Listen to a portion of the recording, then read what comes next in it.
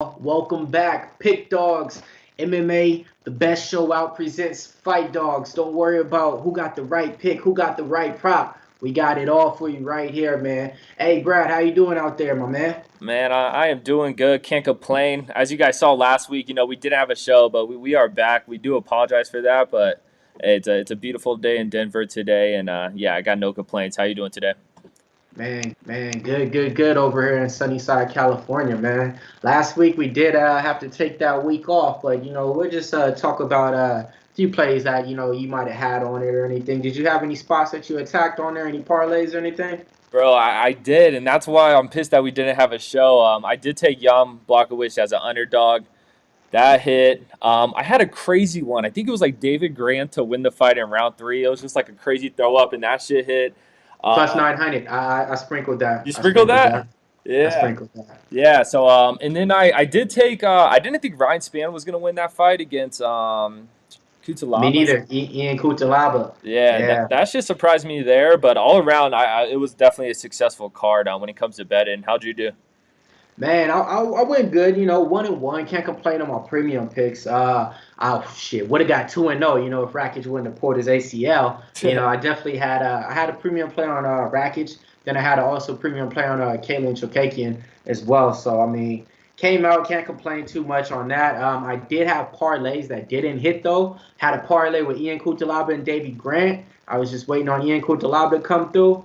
Didn't hit with that one. And then, man, I had my boy Jake Harrington, or Hadding, my bad, Jake Hadding, White King Kong. I had him in a parlay too as well. That didn't hit. So, man, it was a decent night. I can't complain too much, because we actually had some good fights. But hey, it's only so much you can do. Freak injuries like that happen in the main event. Yeah, it is what it is. A solid card though. Solid card, nothing crazy. Yes, sir. Yes, sir. So this week, man, welcome back. So we back, man. We got a full list of shows for you guys coming up throughout this year, man. Just to let you guys know, hey, you're gonna get this show every single week. Fight Dogs MMA, Wednesday, 7 p.m. Eastern time. That's where you're gonna get it. For now, time to bring on next week's fight. So we're talking about what That Holly Holm. yeah, Caitlin Vieira versus I forgot the first name. Yeah. Holly Holm, main event, 40-year-old preacher's daughter, back in here. Just to give you guys a rundown, man. It's 11 fights on the card. Some of them are entertaining. It's actually two or three on the prelims I like. It's one we're gonna go over. I'll just go over all the fights though. You got Sam Hughes versus Elise Reed. You got Chase Hooper versus Felipe Corrales. I like that fight. Jonathan Martinez versus Vince Morales. Omar Morales versus Urso Medic. Y'all see what we doing here? Morales, Martinez, Morales. All right, man, let's keep it going. Jonathan Almeida versus Parker Porter. Alan Amadovsky versus Joseph Holmes. Poliana Vieira versus Tabitha Ricci. Eric Anders, your boy, versus Jun Young Park. Chad Ndikwe versus Durko Todorovic. And Michael Piera versus Santiago Ponzinibbio. Holly Holm versus Caitlin Vieira, man. So, man, out of all those fights, man, what's one of the one on the prelims you want to go over? Yeah, man, let's go over that Jonathan Martinez versus Vince Morales. That's gonna be a good one. Man, what a fight to start it off with, man. So just to let you guys know on this one, man, this fight's going to be taking place at the bantamweight division, 135 weight class. You got Jonathan Martinez stepping in, 15 wins, 4 losses, taking on Vince Morales on the other side, 11 wins, 5 losses. Both fighters coming off of wins, looking good. Actually coming off a 2-win streak for Jonathan Martinez. Same thing with Vince Morales. Last time Vince Morales was out there, he knocked out Louis Smoker in the first round. I was on the other side of that fight. I actually had Louis Smoker in that fight. Last time you seen Jonathan Martinez in there, I forget who it was against. I ain't on Tapology, but I know he got it done, and I know I played him, and I want to say he was a minus 220 favorite on his last fight. Just to give you guys some of the information I know, Vince Morales, I've been following this guy since LFA. LFA is another organization that you fight in before you get to the UFC. I was never too high on him. He had a great record and everything like that. Got to the UFC, faded him every single time I could versus Chris Gutierrez, won money on that. But I will say this: he turned it around now. Now he's training at a new gym, Syndicate, out there in Las Vegas. Since he's been in that gym, he's on a 2-fight win streak right now. Taking on Jonathan Martinez, who trains out of there. I want to say at Factory Muay Thai. So, you definitely got two good camps that's going to be putting up two good fighters right now. Vince Morales really needs a win. Jonathan Martinez bounced around in different weight classes, had problems making bantamweight, went up to featherweight and vice versa, stuff like that. So, how do you see this fight playing out, Brad? Yeah, I mean, it's a good fight. Both these guys, they've been in the game for a while. They've kind of flown under the radar. Jonathan Martinez has 9 fights in the UFC, which surprised me. But Martinez, he will have a tough weight cut for this one. He will be the bigger fighter. I hope he is able to make weight, but man, I like Martinez to win this one. I think he is the better all-around striker and all-around fighter. I do see this going to a decision, so I kind of like that as a prop play. But overall, if I'm doing anything, I'm taking Jonathan Martinez as a parlay piece. I just think he's gonna be able to piece him up on the feet. He has better striking, so unless Vince catches him with something, I see Jonathan Martinez winning this one. Got you.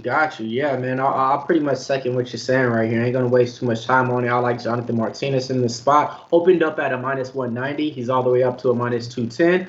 I think he's probably gonna close around a 220, 230 mark. One prop that you're talking about that I like. Hey, I'm with you. Fight goes the distance. You can get that at a minus 195 or a minus 180. Wherever you like it, shop around for the best line. But yeah, that's one prop that I actually like for that fight too. Fight to go the distance in that one. There we go. Yeah, it should be a good one. Nice little prelim. Yes, sir. Yes, sir. All right, man. Got the prelim out. Now it's time for the main card, man. So on this main card, you definitely got some fights on there that I'm gonna be attacking. That I actually like. From a betting standpoint. Yeah, I'll try to keep my feelings inside on those. So we'll start it off with the first fight, man. First fight kicking off the main card is going to be Eric Anders versus Jung Young Park. That's going to be taking place at the 185 weight. The 185 weight light heavyweight division right now. Just to give you guys some lines on it, Jung Young Park opened up at a minus 220 favorite. Money's coming in on Eric Anders. Now he's all the way down to a minus 205, down to a minus 190. Come back on your board. You could have got him at a plus 185. Now you can get him at a plus 160 on there. When it comes down to it, man, it's going to be a good fight. I think on this one, a lot of people's betting the dog, Eric Anders. I actually have an interview later on tonight with Eric Anders. It's going to be my second interview with him. So it's going to be a tough fight on there, Brad. Who you got? Yeah, I was just gonna ask you that. Have you interviewed Eric Anders? Because back in college, I had a podcast with my boys, and he was like one of the first people that like allowed us to interview him. Just a hella cool dude, always down to interview. So I've always been a huge fan of Eric Anders. I love his story, things like that. But when it comes down to his fight, I mean, Jong Young, he's no joke. He's got good striking, things like that.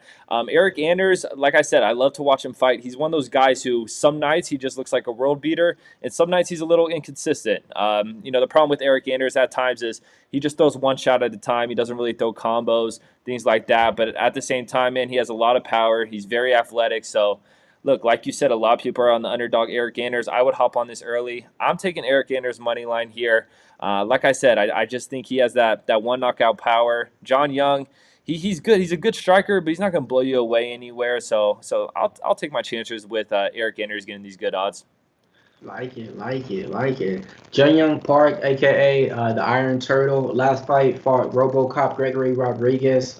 Pretty much lost in that one, got knocked out in the second round. I was on Iron Turtle in that one. Before that, got a win over Tefon Nchukwu. I was on the right side of that one as well. Then had another win over John Phillips, Mark Andreo Barriot. When he comes down to it, he's an overall good fighter. He can do everything. He can mix it up, long jab. He can definitely wrestle, grapple. One thing he doesn't have, he doesn't pack power. So, he's not going to be the one in there just trying to knock you out or anything. But that value he puts up, I like it, pretty consistent at a fast pace. On the other side, your boy, Eric Anders, I mean, last time he fought, it was against Andrew Muniz. No disrespect in that loss, got submitted in that. It was his first time actually being submitted, I want to say, in the UFC. Could have been a second. Don't quote me. But before that, he had 2 fights against Darren Stewart. Looked good in the first one. looked pretty sluggish in the second one. Over here training at Fight Ready in Arizona, with Eddie Chow, Triple C, Ray Waters, up and coming prospect. Look for him in the UFC. Remember, we heard that name here first. He has people out there. The only thing is, it's not a lot of people out there his size to train with, and not a lot of people out there to push him. One of my guys that actually is a friend of mine that used to fight, Curtis Millender, he went out there to train with him about a year ago, so that's how I know about up and coming prospects out there and stuff like that. Roy Waters, drop the name again. All right, but coming down to it, yeah, let's go, your boy. I mean, let's go, okay? Like, let's go. I'm rooting for you. You know what I mean? So let's get it done, my dude. You feel Your me? boy. Let's go, man. Can't say too much, but like, yeah, man. Like, shit, it's a betting show when it's all said and done. I can't. Hey, I can't lie. The Iron Turtle. That's a hard ass nickname though. Hey, think about it, the Iron Turtle and then your boy. So I mean, you got two good nicknames right there taking place, man. Yeah. Next fight on the card, we got another good name. You got Baby dun, dun, dun, dun, dun, dun, dun, Baby Shark Tabitha Ricci coming in. 6 wins, 1 loss, representing Brazil, taking on Polyana Vaiana, taking place at the 115 weight class strawweight division. Oh man, last time seeing Tabitha Ricci, she came in off of a win. I forget who because I'm not looking at Topology. Polyana Vieira, I want to say she's coming off of 2 wins, looking impressive over Emily Whitmire. Not too impressed with that one, and Mallory Martin. But the thing is, man, she's looking vicious right now, man. She's pulling out those arm bars. She's one of those fighters that's dangerous. When I mean dangerous, is like she's going for limbs. She's trying to break shit, She's not the best on her feet, So when it comes down to it, she's really vicious at pulling guard and trying to get you down there to where she could submit you. Let me give you guys some gambling lines in case you want to bet this one. Tabitha Ricci opened up at a -120. Pretty much the line staying there. It's pretty much right there. I'm seeing a lot of people liking Polyana because of her size and stuff like that. When I say her size, she's 5'5", going against a fighter that's 5'1", so you can see the disparity in that. But when you look at it, Tabitha Ricci, she made her debut. I think she lost against Mira Ferro or something like that. No loss in that. No disrespect in that. And then comes back and gets a win. I like how she fights, man. She gets in and out. She's a wrestler. She goes aggressively for those takedowns. Once she's on top of you, she's pretty aggressive with it too. So, she's going to be the quicker fighter in there, the faster fighter. She's going to be able to pop shots when she wants to, set up takedowns when she wants to, I'm kind of leaning on the Baby Shark on this one. I'm going to just go ahead and tilt my hat, man. I try not to give it out, but yeah, man, give me the Baby Shark in this one, -120. Yeah. For this one, man, I my gut told me like Pollyanna at first, but doing more research into it, I kind of like Tabitha. I mean, as you said, Viana, she's coming off those 2 submission wins, but those girls she fought, they really aren't unknown for their ground game. Tabitha Riki, she's a black belt in jiu-jitsu. Viana's a brown belt. Both these girls are good on the ground. The striking isn't going to impress you. But like you said, I feel like Tabitha's going to be able to pressure her. And if she takes her down, she's going to have the advantage in the wrestling department. Jiu-jitsu, both these girls are pretty evenly matched. I don't think anyone's going to get submitted just because how high level of jiu-jitsu players they are. But I think Tabitha does have the wrestling advantage. So, I think we see her get Pollyanna on the ground, win some rounds there. So I'm in agreement there. Give me a Tabitha Riki money line all day there. Got it. So let me ask you on this one right here. Would you feel any props in this fight, or just money line Tabitha? I mean, if anything, decision. Like I said, I mean, both these girls, they could finish this fight by submission, but I think they're both too high level of grapplers that they know how to defend submission. So, I mean, I'm gonna, if anything, I'm gonna go decision here. Like I said, I think Tabitha's able to take her down and just apply the pressure on top. Got you, man. All right, man. 3 more fights to go, man. Appreciate everybody that's watching this right now. You're probably watching this on the replay. If you are, do me a favor, man. Hit that subscribe and hit that notification button so that you can see when we go live here at Pick Dogs, okay? It's not just us, man. We have so many shows out here. Long list of cappers. Like I said, we have pretty much we do the best free pick videos out there. I guarantee you we do. Free pick parlays, it don't get no better. Pick Dogs is where it's at. Appreciate everybody out there in the chat. All right, man. 3 main fights left, and whoo, Here we go, man. Now we Yep. got some bangers, man. I'm talking about Chidi Njukwe, 21-7, facing Dusko Turdovic, coming in with 11 wins and 2 losses. Chidi Njukwe, former Bellator fighter, made his debut on a Contender Series, getting a knockout. Finally got that contract. You know, one of those fighters that feel like he should have been in the UFC a couple of years ago. Took him a little bit longer to come. Now he's here. Now he's actually, making some noise in there. Made his debut in the UFC, I want to say, against Marc-André Barriot. Knocked him out in the first 10, 12 seconds. Then that's it. So, shit, give you the opening line. Opened up at a -190. Now he's all the way up to a -210, -220. Dusko on the other side, man, great kickboxer, man. He came in the UFC undefeated, knocking people out, reminding you of Drago from the Rocky movie and shit like that. But ran into some problems, man. Punho Soriano, I want to say, ran into some problems there. I forget the other guy that he lost to because I ain't looking at Tapology, but he got another loss right there. Then he comes back and gets a win over Coconut Bombs, Mikhail fucking shit. Hey, Coconut Bombs are straight. Patolo. Yeah, there we go. That's why I'm like, man, I'm gonna just look at this damn Tapology for these people, man. Y'all ain't gonna get me like that. Yeah, gets a win over Patolo, so one thing about him, keeps his hands real low, leaves that chin out there. But he can grapple when he wants to. Does he? No, he doesn't. But he's vicious when he does, Chad doesn't have the best takedown defense. The game plan to expose him is to take him down and, ground and pound. Can Dusko do that? Is he going to implement that game plan? I don't know. But laying the chalk at a -210 on somebody that's, kind of like a one knockout punch type of fighter, not feeling too confident. What about you? Yeah, like you said, man, this is juiced up for Chidi here.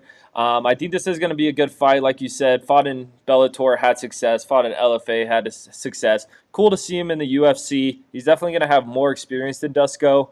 And I do like him to win this fight. I mean, that -220 juice, little too much for me.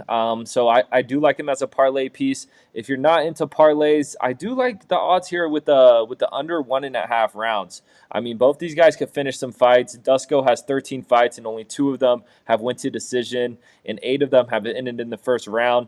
Chidi, on the other hand, has 28 fights. Only 8 of them have went to the decision, and he finished 15 fights in the first round. So, look, the stats show both these guys like to get out and get started quickly. So, yeah, if you're not into parlays, I like this under 1.5 rounds. Plus 132, and not too bad.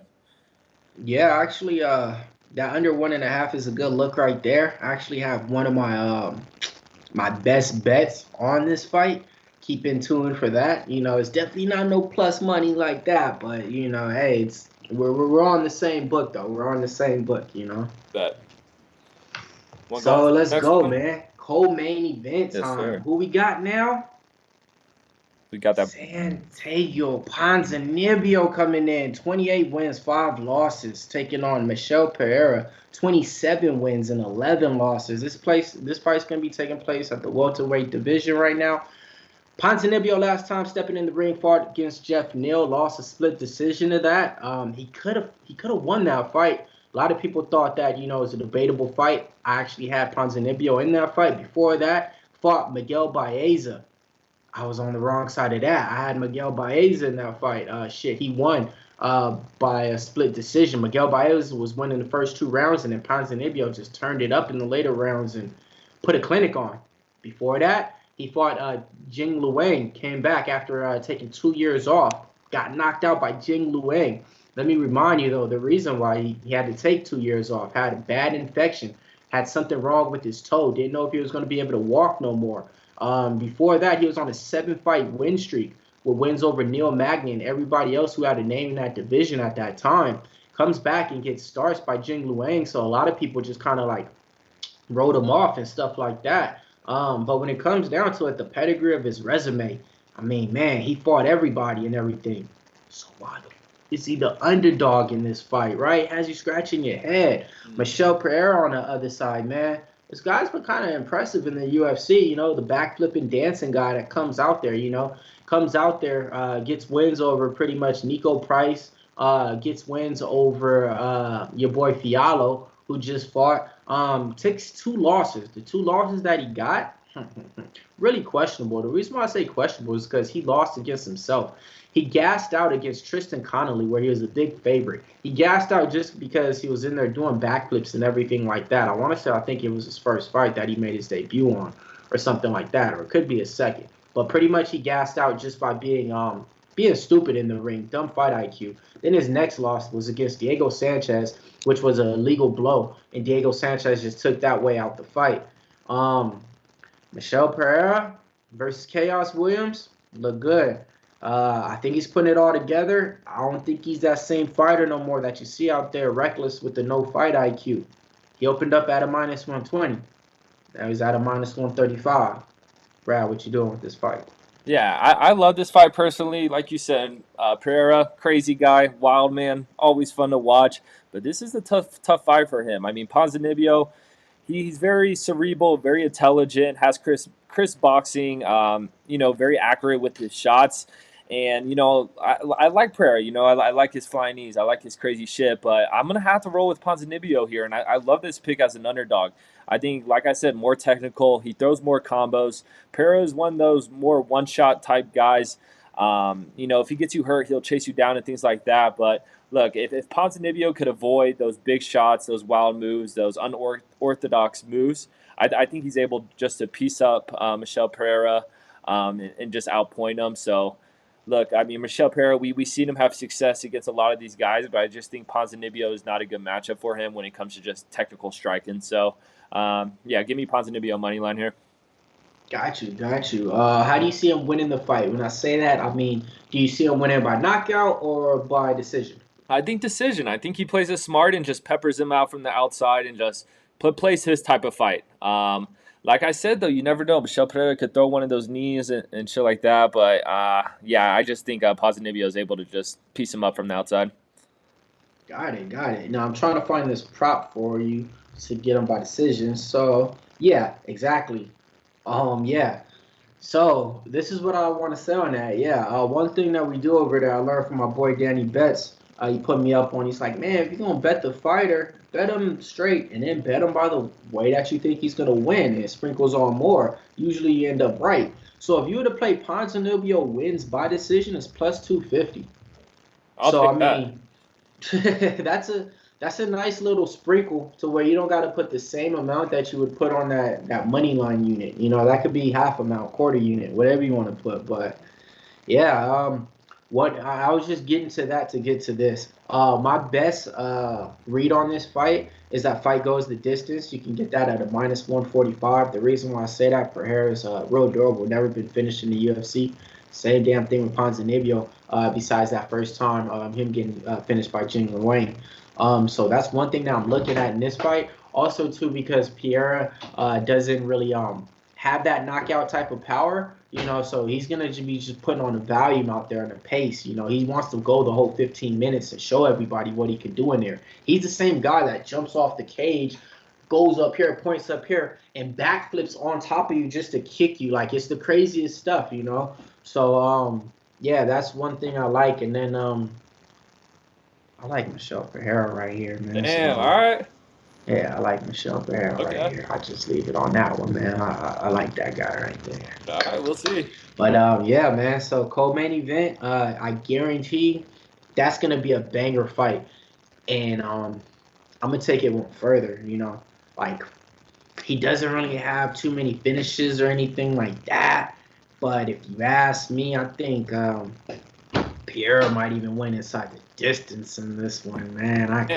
I could just see it happening, man. Pierre is real big, man, and Ponzinibbio pressures a lot, and he can come in and catch him with something. But hey, we don't know. We'll see.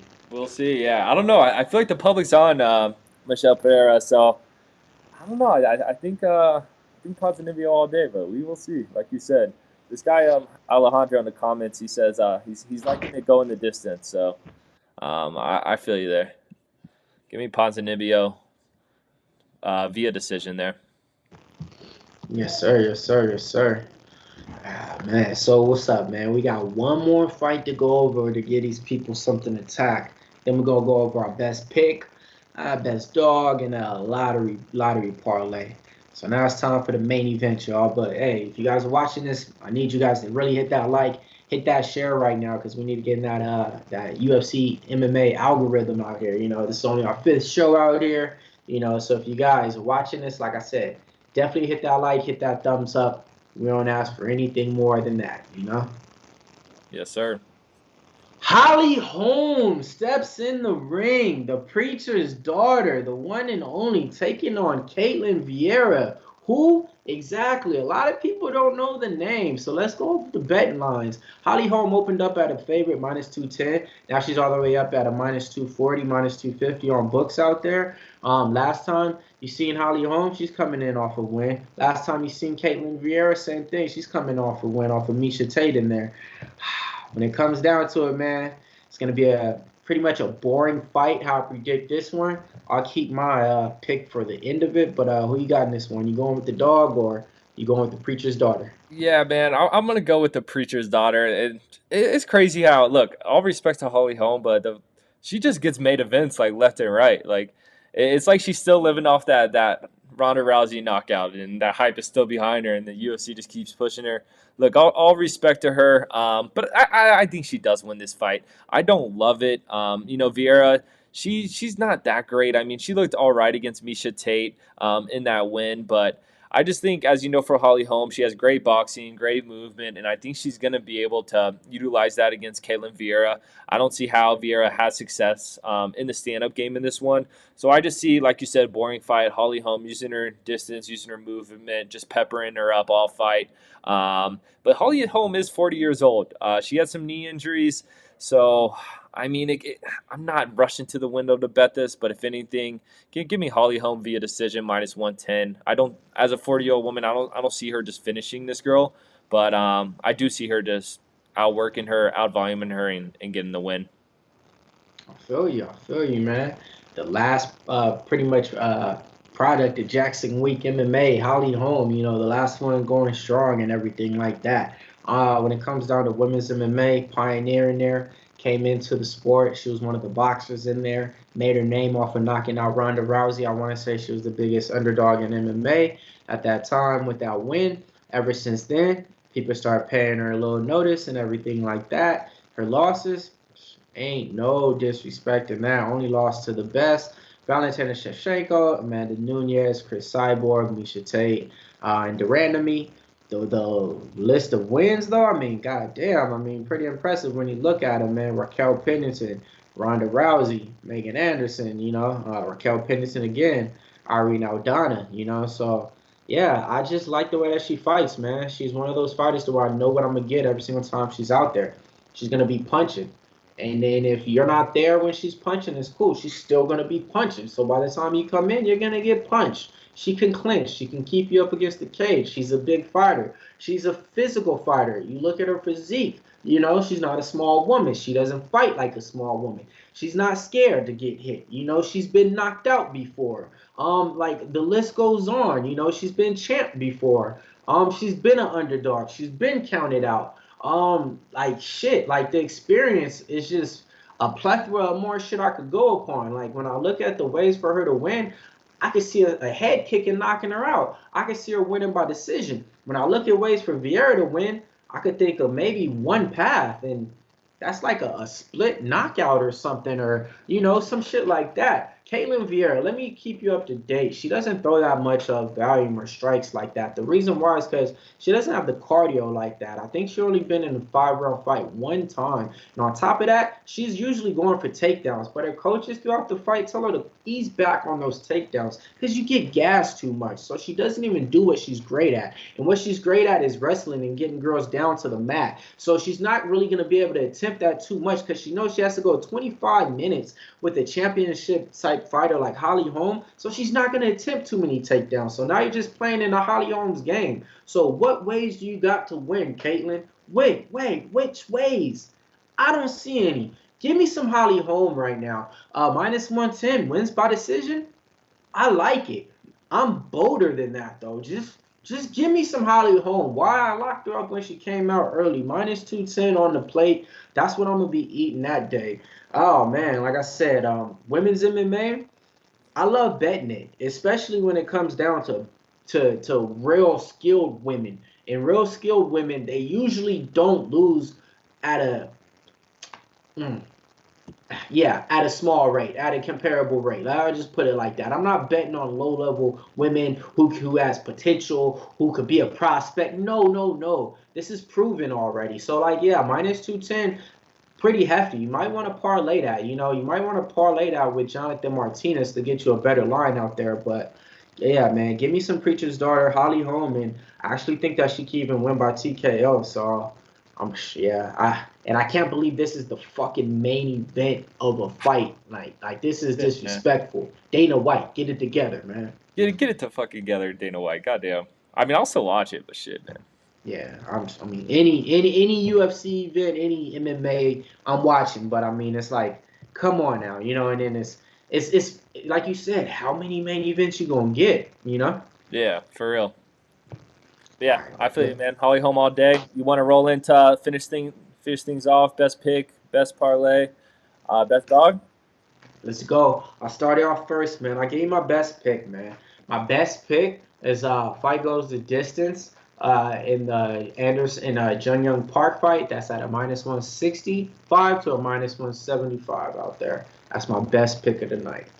Gotcha. Yeah, I'm gonna go a little crazy here, man. The more we talked about it, give me Ponzinibbio money line, my best pick.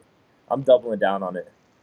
I feel it, man. I don't know. He said you're going with and that's a dog. That's a dog so you too. Just have another dog there, because you have a best dog pick too, and you're giving out that as your best pick. I feel you. I feel you. Okay. Damn, bro, you hella confident. I might have to hit a backflip to let you know about Michelle. All right, no, I fuck with Michelle, but we'll see. We'll see. It. I do got a bigger dog. That's a dog, but I like that.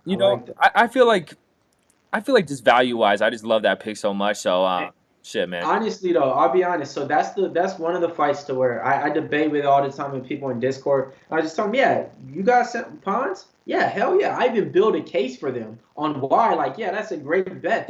It's a great fight. It's not a so it's like you're about to get value on Ponzinibbio. Like, so like I actually think no matter what, man, either side, it's kind of a great bet and a great fight because right now, like I said, you could have got Michelle when he was lower, minus 120, and now it's like you're getting Ponzinibbio and more money's coming on Michelle. So and it's so close of a fight, man. So it's one of those interesting ones. So yeah, but what do you want to roll into next? Best dog? Yeah, man. Start us off. All right, man. Best dog. I'm gonna go with my man. I like Skittles. You know what I mean? So give me some Chase Hooper. All right. Plus 152. Best dog on the card, man. He's facing Felipe Corrales, second fight on the card, man.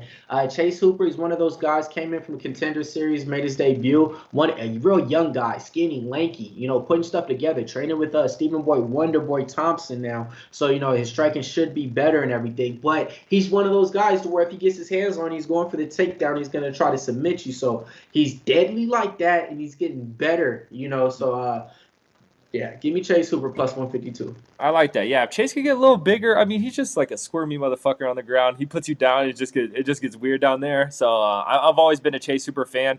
Once he grows up, add a couple years, get some grown man strength, I think he's going to be a problem there. No one's going to want to fight that guy. Best dog for me, give me your boy. This may be a homer pick just because I love Eric Anders, but I like it. I like it. I mean, plus 175. I think these odds, I would have thought it would be Eric Anders maybe plus 120. So. Yeah, give me your boy. And you're just like everybody out there. Everybody is like, wait, what? Yeah. This line is way too off. Even Eric Anders said, hey, I feel disrespected by this number that I'm at. So it's like he's taking it personal on top of that, And I will say this. This is the type of fighter Eric Anders should definitely be able to beat and finish. Yep. So like this is the type of fighter to where, yeah, you get that knockout, you do the yep. And then they look at you and you're like, hell yeah. Be back. Like, this is that one, so I feel that. Let's go. I love that underdog pick on that one. Yeah, like you said, I think it's a good matchup for him. But yeah, lottery parlay. Lottery parlay. I ain't playing no effing games, man. You know me, man. I come guaranteed, man. Give me Jalton Almeida with Jonathan Martinez. Came out at a minus 135. That's my lottery pick parlay. My two most confident picks at that. I like it. Yeah, I mean this card I think is a great parlay card personally. Not there's some straight bets I like, but I mean there's a lot of parlay opportunities here. Give me Holly Holm money line, Jonathan Martinez money line, and Chidi money line.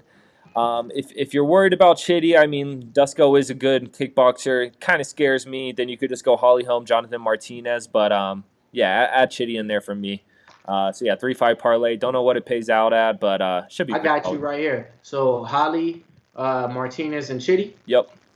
All right.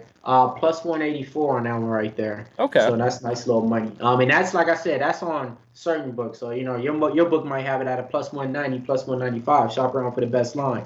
But yeah, man, I like that lottery pick parlay right there because like I said, Holly Holm is golden too that I like. One other thing that I will give you guys a little sprinkle on that I do like out of this fight card.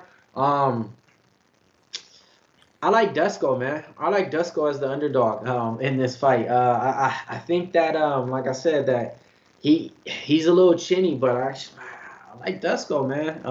And then another fight in this card, man. We didn't talk about it. I like Urso Medic versus Omar Morales. I like Urso Medic in that fight. He's an underdog on there too.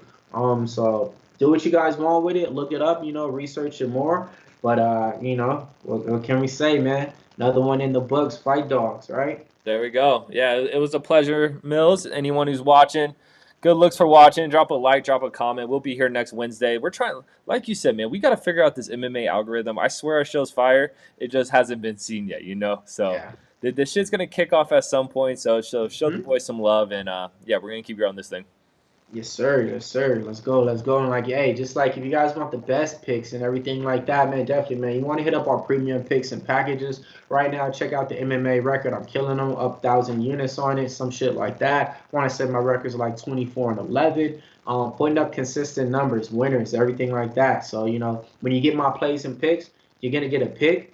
You might get a prop with it. You might even get a free parlay. So it's like 2 for 1.